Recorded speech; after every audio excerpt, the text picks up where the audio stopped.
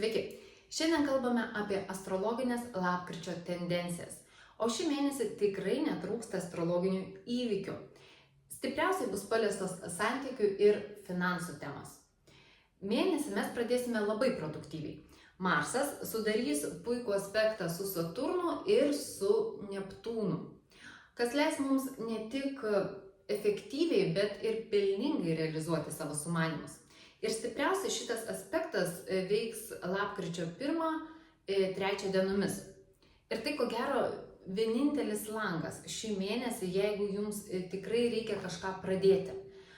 Tikrai reikia su kažkuo susitarti arba tvirtinti kažkokius susitarimus, nes jau vėliau, nuo lapkričio 4 dienos, galimybės sėkmingai kažką inicijuoti, pradėti ar susitarti tikrai smarkiai mažėja.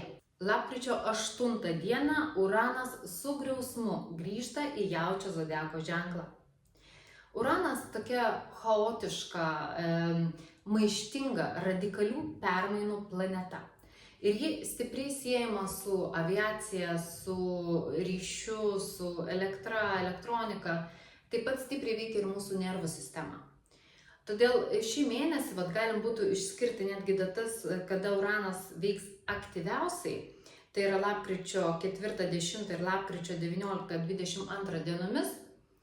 Tai šiuo periodu tikrai mes galime tikėtis kažkokių netikėtumų, kažkokių permainų ir kažkokio chaoso išvardintose sferose.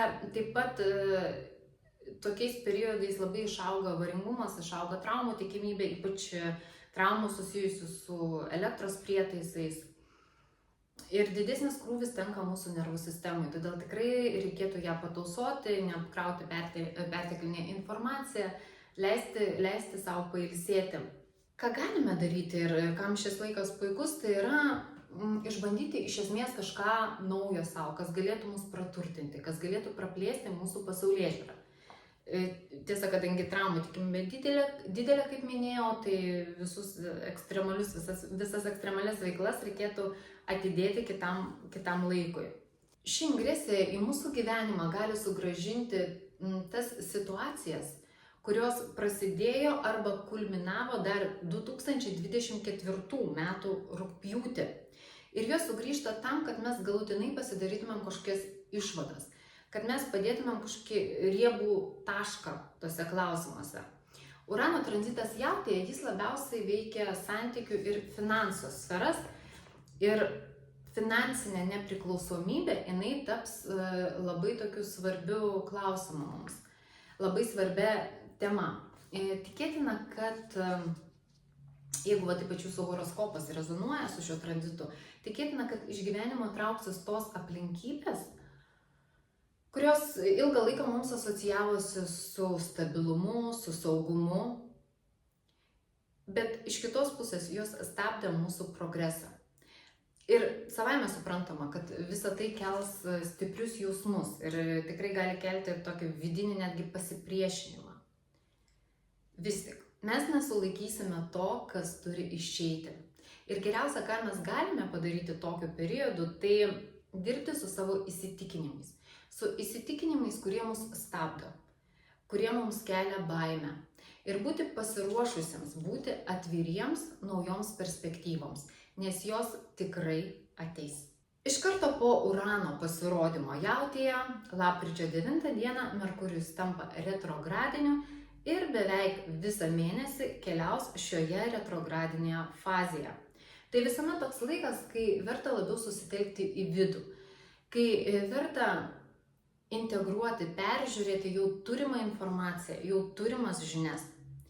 Didžiąją dalį, kol Merkurijus keliauja retrogradinėje fazėje, jis bus Skorpiono zodiako ženkle. Todėl mes jausime stiprų poreikį tokiam vidiniam ir išoriniam apsivalymui. Ideale, kai Merkurijus jau išsisuks ir keliaus direktyviai, mes turėtumėm pasijusti lengvesni, švaresni ir stipresni.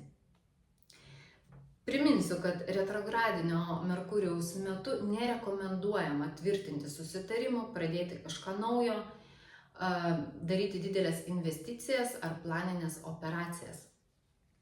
Ir dar labiau šitą rekomendaciją reikėtų įsiminti lapkričio 24 gruodžio 1 dienomis, kuomet Saturnas prieš įsisukdamas į direktyvę fazę taps stacionariu.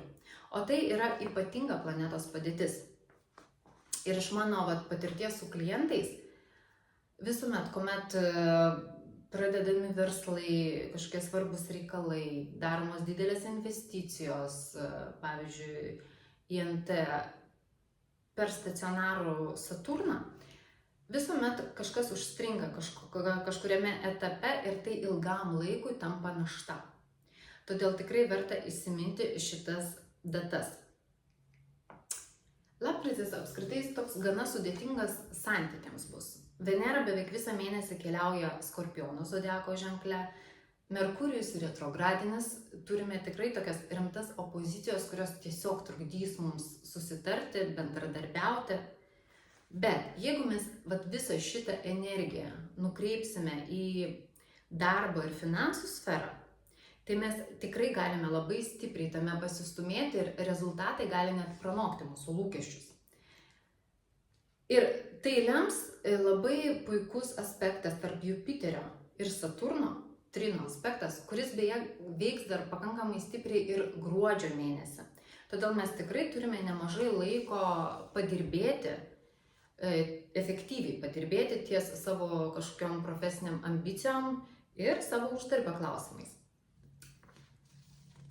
Dar vienas momentėlis, kurį verta paminėti šį mėnesį, tai yra stiprus, tikrai stiprus Lilith, kitaip juodojo mėnulio veikimas. Ir stipriausiai jisai veiks lapkričio 17-19 ir lapkričio 28-30 dienomis. Lilith tai tokia pasyvi energija, kuri veikia gundymo principu ir jeigu mes pasiduodame tai provokacijai, mes viską padarome savo rankomis. Ir Lilith gundo per mūsų tokius slapčiausius troškimus ir per moralės normų ištrinimą. Pavyzdžiui, žmogui gali atrodyti, kad jis sutiko pagaliau savo svajonių žmogų ir nerėsi į santykius stačia galva. Arba kažkoks atėjo pasiūlymas, kuris atrodo kaip irgi svajonių išsipildymas ir bijoma net kažko paklausti, analizuoti, gilintis į tą pasiūlymą, kad nesugriūtų ta pilis įsivaizduojama. Dar gali apimti toks akinantis troškimas kažko siekti, kažką gauti. Ir tai nėra kūrybinė tokia energija, kūrybinis įkvėpimas. Tai yra grinai akinanti aistra, kai tu vardan to, ką tu nori gauti, gali padaryti bet ką iš esmės. Dar dažnai būna apraiškos Lilith per tokią pasikeitusią sąmonės būseną, pavyzdžiui, didesnė trauka svaigalams arba kažkokios apima nepagristos baimės, nerimas kažkoks nepagristas. Ir kadangi Lilith Skorpione, galimas ir toks variantas, kad toksai nevaldomas noras kažką savintis, kažkam kenkti, toks tikrai toksiškas elgesys, apima noras elgtis tikrai toksiškai. Ir čia aš turiu dvi naujienas - gerą ir blogą. Bloga tai, kad jeigu jūsų horoskopas rezonuoja su šituo tranzitu, tai yra jeigu turite kažkokių svarbių astrologinių rodiklių 27-28 Skorpionų zodiako ženklo laipsniuose, mažesnių ar didesnių laipsnių jūs apims kažkurį iš tų būsenų. Ir nebus taip lengva tiesiog to nejausti arba kažkaip ignoruoti.